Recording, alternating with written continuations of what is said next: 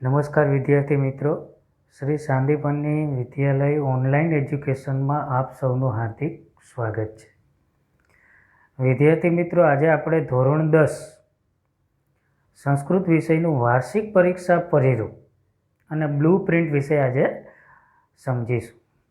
તો blue print વિશે સમજતા પહેલાં આપણે એ ખ્યાલ હોવો જોઈએ કે ભાઈ આખા સંસ્કૃત વિષયની અંદર કુલ કેટલા યુનિટ આવે છે.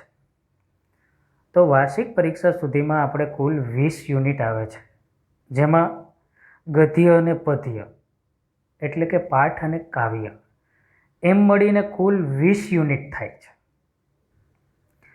હવે આ 20 યુનિટને આપણે 3 વિભાગમાં વિભાજિત કરીશું. મારી વાત છે એ ધ્યાનથી સાંભળજો. આ 20 યુનિટને આપણે 3 વિભાગમાં વિભાજિત કરીશું. એવું શા માટે? તો એવું તમને માહિતી આપીશ. હવે આ 3 વિભાગ ક્યાં? તો કે ગદ્ય, પદ્ય અને નાટ્ય ગદ્ય. ગદ્ય એટલે પાઠ, પદ્ય એટલે કાવ્ય અને નાટ્ય ગદ્ય. નાટ્ય ગદ્ય એટલે સંવાદવાળા, નાટકવાળા પાઠ. આમ આપણે એને 3 વિભાગમાં વિભાજિત કરીશું. અહીંયા હું તમને એ 20 યુનિટ કયા છે એ બતાવીશ. તો વિદ્યાર્થી મિત્રો, અહીંયા તમે જોઈ શકો છો કુલ 20 યુનિટ છે, જેની અંદર પાઠ, કાવ્ય અને નાટકવાળા પાઠ. હવે એમાં હું તમને કહી દઉં કે કેટલા કાવ્ય છે, કેટલા ગદ્ય, ગદ્ય એટલે પાઠ, અને કેટલા નાટકવાળા પાઠ છે. તો 8 છે એ કાવ્ય છે, 8 પાઠ છે અને 4 નાટકવાળા પાઠ છે. આ મારે શા માટે કહેવું પડે? તો કહેવાનો બીજો કોઈ મતલબ નથી, પણ આપણે સારી રીતે તૈયારી કરી શકીએ. કહેવા પાછળનું એક જ રીઝન છે કે આપણે વાર્ષિક પરીક્ષા સુધીમાં કઈ રીતે આની તૈયારી કરવી. એ માટે આ પ્રશ્નપત્ર પરિરૂપ અને બ્લુ પ્રિન્ટ સમજવી આપણા માટે ખૂબ જ જરૂરી છે અને ખૂબ જ અગત્યની છે. તો મિત્રો, આપણે જોયું કે કુલ 20 યુનિટ છે, પાઠ, કાવ્ય અને નાટ્યવાળા પાઠ. હવે હું તમને આ 20 યુનિટને વાર્ષિક પરીક્ષા એટલે કે બોર્ડની એસએસસી માર્ચ 2021ની પરીક્ષાની અંદર કઈ રીતે પ્રશ્નો છે એ પૂછાશે, કયા યુનિટમાંથી પૂછાશે, કેટલા માર્ક્સના પૂછાશે, એ બધી વાત આજે મારે તમારી સાથે કરવી છે.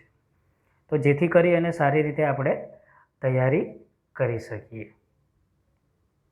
તો હું તમને અહીંયા આખું વાર્ષિક પરીક્ષા એટલે કે કુલ 80 ગુણનું જે પ્રશ્નપત્ર છે એ કઈ રીતે, કયા યુનિટમાંથી કેટલા માર્ક્સનું પૂછાશે, એ આપણે એની વિશે ચર્ચા કરીએ. તો વિદ્યાર્થી મિત્રો,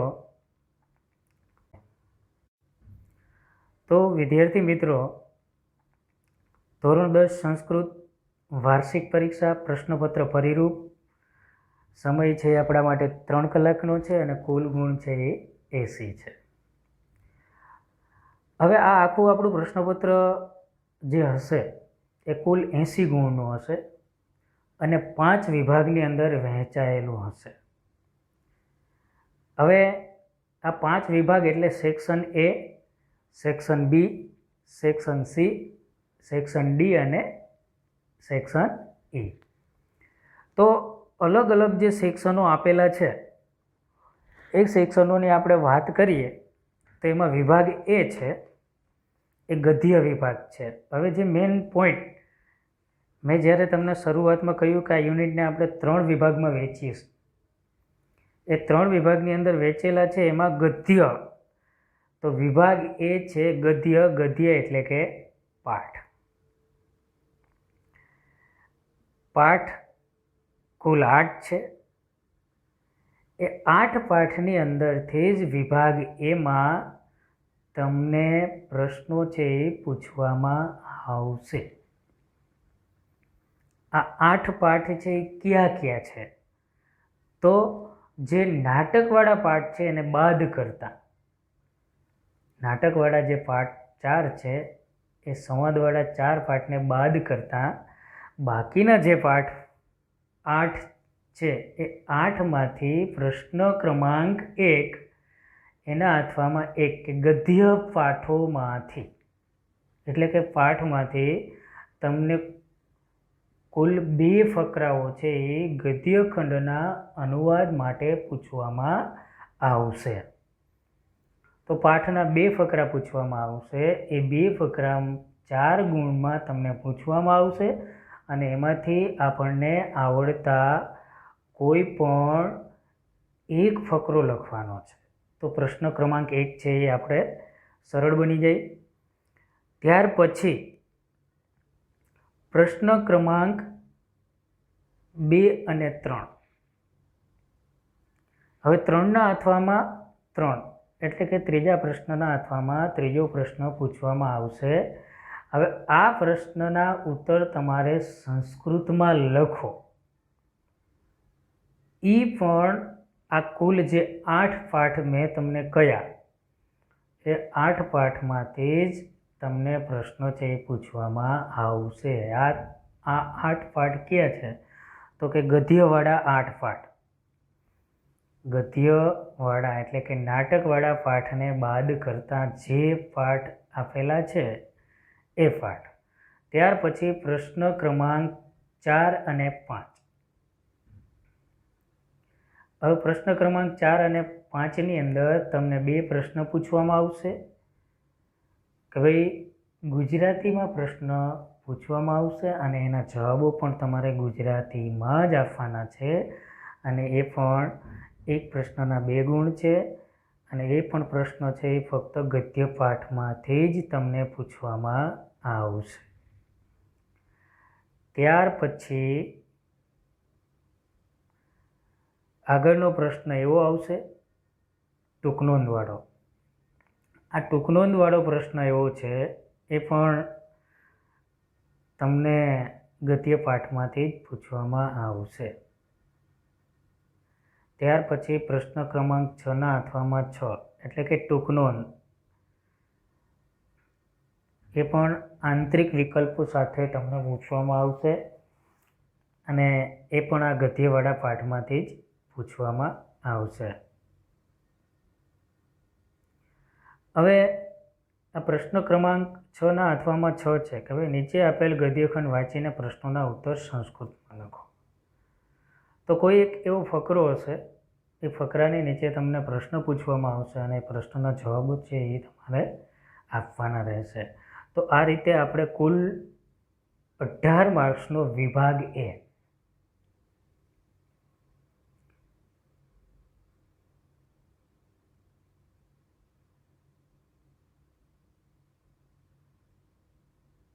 સોરી 16 માર્ક્સનો વિભાગ થશે. આપણે વિભાગ એ 16 ગુણ, વિભાગ બી છે એ 16 ગુણ, વિભાગ સી છે એ 16 ગુણ, વિભાગ ડી અને વિભાગ ઈ એમ કુલ 16 ગુણના છે એ વિભાગો આપવામાં આવેલા છે. તો આ તો ગદ્ય વિભાગ કે ગદ્ય એટલે કુલ 8 પાઠ, 8 પાઠની અંદરથી તમને કુલ 16 ગુણનું પૂછવામાં આવશે. જેમ કે અહીંયા બતાવ્યું મેં તમને હમણાં PDF ફાઇલની અંદર એ રીતે કે ભાઈ એક ફકરો પૂછવામાં આવશે, પછી સંસ્કૃતની અંદર પ્રશ્ન પૂછવામાં આવશે, ગુજરાતીમાં પ્રશ્ન પૂછવામાં આવશે, પછી ટૂંકનોંધ હશે અને એની નીચે તમને એક સંસ્કૃતમાં ફકરો પૂછવામાં આવશે અને એના જે જવાબો છે એમાંથી શોધીને તમારે લખવાનો. તો આમ આપણો આ વિભાગ એ છે એ પૂરો થાય છે. ત્યાર પછી વિભાગ બી એટલે કે પદ્ય વિભાગ. તો કુલ 8 પદ્ય છે, કુલ 8 કાવ્ય છે. 8 કાવ્યની અંદર કુલ 16 ગુણનું તમને પૂછવામાં આવશે. તો એમાં પ્રશ્ન આપણે 8 એટલે કે પ્રશ્ન ક્રમાંક 8ની વાત કરીએ તો કોઈ પણ કાવ્ય, કુલ 8 કાવ્ય, એમાં કે ભાઈ પદ્યખંડનો ગુજરાતી ભાષામાં અનુવાદ કરો. તો કુલ 8 કાવ્ય છે. આ 8 કાવ્યની અંદર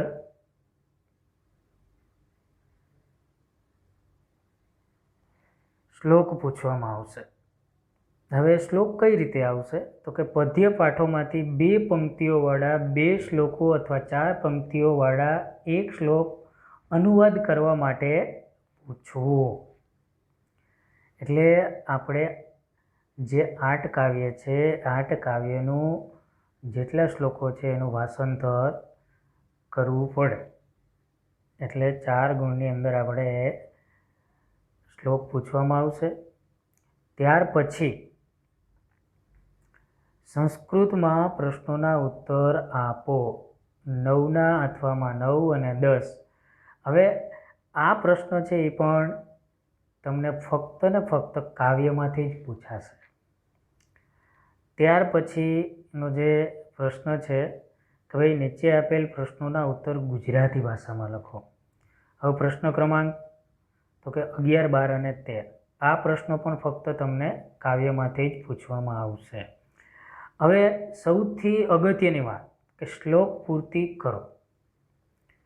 પ્રશ્ન ક્રમાંક 14 અને 15માં તમને શ્લોક પૂછાશે. હવે આપણે 8 કાવ્યના શ્લોક પાકા કરવાની જરૂર નથી. ખાસ વાત ધ્યાનથી સાંભળજો કે 8 કાવ્યના શ્લોકો પાકા કરવાની જરૂર નથી, પણ કાવ્યની નીચે જે સ્વાધ્યાય આપેલા છે એ સ્વાધ્યાયની અંદર જે શ્લોક પૂર્તિ માટે શ્લોક પૂછાયેલા છે એટલા જ શ્લોક પાકા કરવાના થશે. એટલે કે કુલ તમારે વાર્ષિક પરીક્ષા સુધીમાં કુલ 7 કે 8 જ શ્લોક પાકા કરવાના થાય. એટલે બાકી આપણી ખોટી મહેનત છે એ અહીંયા બચી જાય. તો એમ સ્વાધ્યાયની અંદર આપેલા જે પણ કંઈ શ્લોકો છે એ શ્લોકોને આપણે સરળતાથી આસાનીથી યાદ રાખી શકીએ એ માટે સ્વાધ્યાયના જે શ્લોક પૂર્તિ માટે પૂછેલા જે શ્લોકો છે એ શ્લોકોને આપણે કંઠસ્થ કરશું. તો કુલ 7 શ્લોક છે અને 7 શ્લોક છે એ આપણે સરળતાથી યાદ રાખી શકીએ. હવે વિદ્યાર્થી મિત્રો, વિભાગ A, વિભાગ B આ બંને પૂરા થયા. 16 ગુણના 2 વિભાગ છે. હવે વિભાગ આવે છે C. તો અહીંયા મેં તમને સ્ટાર્ટિંગમાં જ કહ્યું હતું કે આપણે આ 20 યુનિટને 3 વિભાગમાં વહેંચીશું. તો એનો આ ત્રીજો વિભાગ છે નાટ્ય વિભાગ. તો નાટ્ય વિભાગની અંદર કુલ 4 જ પાઠ છે. તો એની અંદર પ્રશ્ન ક્રમાંક 16ના અથવામાં 16 એટલે કે 2 ફકરા એવા પૂછવામાં આવશે અનુવાદ માટે કે જેનું આપણે ગુજરાતીમાં ભાષાંતર અનુવાદ છે એ કરવાનું થશે. પણ આ ફકરા એવા હશે કે જે નાટકવાળા પાઠો છે, નાટ્ય પાઠો જેને આપણે કહીએ છીએ, નાટ્ય ગદ્ય જેને કહીએ છીએ, એની અંદરથી જ પૂછવામાં આવશે. અને કુલ 4 પાઠ છે નાટ્યવાળા. ફરીને કહેવાનું મારું એક જ તાત્પર્ય છે કે આપણે સરળતાથી સંસ્કૃત વિષયની તૈયારી કરી શકીએ. તો અહીંયા તમે જોઈ શકો છો પ્રશ્ન ક્રમાંક 16ના અથવામાં 16 છે. નાટ્ય પાઠોમાંથી આંતરિક વિકલ્પો સાથે 2 નાટ્યખંડો અનુવાદ માટે પૂછવા. તો 2 એવા પેરેગ્રાફ તમને પૂછવામાં આવશે નાટકમાંથી. તો એનું ભાષાંતર છે આપણે સરળતાથી કરી શકીએ. ત્યાર પછી પ્રશ્ન ક્રમાંક 17 અને 18 કે ભાઈ આ નાટકવાળા પાઠની અંદર, કારણ કે જે સંવાદ છે એ કોઈ પાત્ર કરતું હોય અને આ પાત્ર જે સંવાદ કરતો હોય એને વાક્ય કહીએ. તો આ વાક્ય કોણ બોલે છે એવા 2 પ્રશ્ન તમને પૂછવામાં આવશે. 2 માર્ક્સની અંદર છે. તો નીચે આપેલા વાક્ય કોણ બોલે છે તે લખો. સામે પાત્ર હશે અને વાક્ય પણ હશે. જોડકા સ્વરૂપે વિભાગ A અને Bમાં એ વિભાગની અંદર વાક્ય હશે અને વિભાગ Bમાં વક્તાનું નામ લખેલું હશે અને આ આપણે જોડવાનું છે. ત્યાર પછી નીચે આપેલા પ્રશ્નોના ઉત્તર ગુજરાતી ભાષામાં લખો. પ્રશ્ન ક્રમાંક 19 અને 20. તો આ પ્રશ્નો છે એ પણ ફક્ત ને ફક્ત નાટ્યવાળા પાઠો છે એમાંથી જ પૂછવા.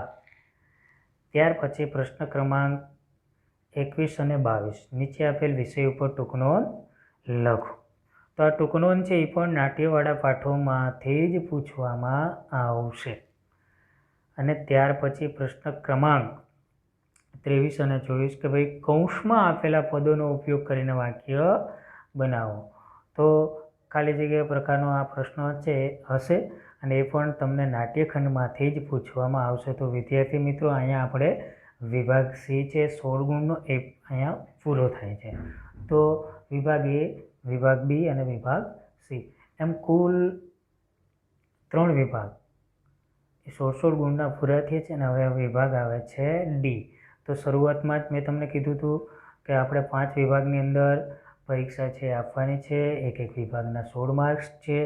તો અહીંયા આપણે વિભાગ સી છે એ વ્યાકરણ વિભાગ ખાસ અગત્યનો, કારણ કે સંસ્કૃતના વ્યાકરણથી બધા જ આપણે ખૂબ જ મનની અંદર ડર હોય કે સંસ્કૃતનું વ્યાકરણ છે મને આવડશે નહીં. તો પણ વિદ્યાર્થી મિત્રો એવું કંઈ નથી. સંસ્કૃતનું વ્યાકરણ આપણે ધારીએ એના કરતાં ખૂબ જ સહેલું છે.